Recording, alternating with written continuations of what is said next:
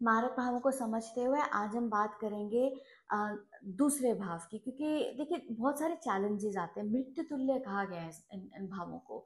तो दूसरा भाव क्या है? देखिए दूसरा भाव आपकी अर्निंग कैपेसिटी है, आपका करियर नहीं, आपकी जॉब नहीं, लेकिन आप अपने करियर और जॉब में कितना एफर्ट डालते हैं, कितना कमाएंगे, वो एबिलिटी जो है, उसका जो आउटकम होगा, जो एफर्ट है, वो आप दूसरे भाव से देख सकते हैं।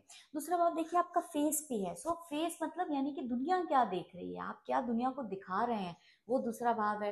दूसरा भाव आपका मुंह भी है। तो मुंह से दो चीजें होती हैं, आपका आप खाते भी दूसरे भाव से, आपका टेस्ट भी दूसरे भाव से है, वहीं आपकी वाणी, आपका कम्युनिकेशन भी दूसरे भाव से है।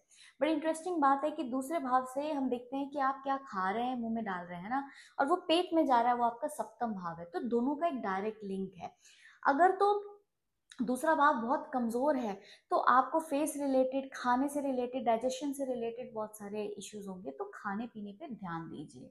अच्छा, अब ये सिर्फ खाने की ही बात नहीं है, आप कम्युनिकेट करें। हमने बात की ना स्पीच की, स्पीच भी यहीं से देखी जाती है।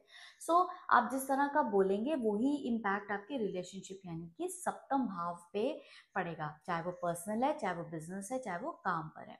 यहाँ से आप अपना टेस्ट देख सकते हैं, किस तरह की चीजें आपको पसंद है, किस तरह का खाना पसंद है, क्या हॉबीज हैं आपकी, आर्ट पसंद करते हैं आप, अपने आप को एक्सप्रेस कैसे करते हैं। आपकी स्पीच जो है आपकी बुद्धि को भी दिखाता है, आपका जो कम्युनिकेशन स्टाइल है उसको भी दिखाता है, इंटेलेक्चुअल है, पोएटिक है।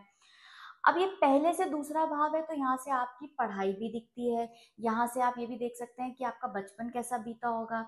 अगर तो आपका बचपन, अगर तो दूसरा भाव अफ्लिक्टेड है या किसी तरह से खराब है, तो आपका बचपन थोड़ा तकलीफ दे रहा होगा, आपके पेरेंट्स से आप दूर रह रहे होंगे, इस तरह की चीजें होंगी।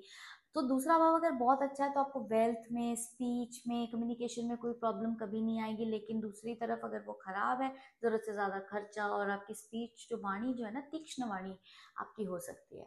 कालपुरुष की कुंडली के हिसाब से वृषभ राशि जो है यहाँ पर आती है। वृषभ राशि जो है एक पृथ्वी तत्व की राशि है।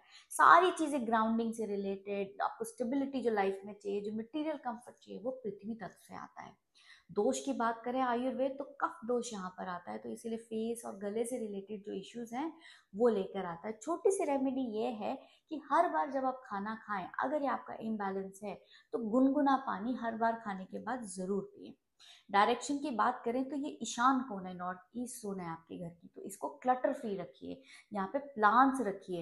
ये स्पिरिचुअलिटी के लिए एक कॉर्नर जो है ना वो बना दीजिए। उससे दो चीजें होंगी, स्पिरिचुअलिटी के हिसाब से आपका गुरु ग्रह अच्छा होगा, और प्लांट्स के हिसाब से आपके बुध। ईशान कौन है? वो बुध और गुरु दोनों ही रूल करते हैं, दोनों ही आपको बैलेंस और हार्मनी देते हैं।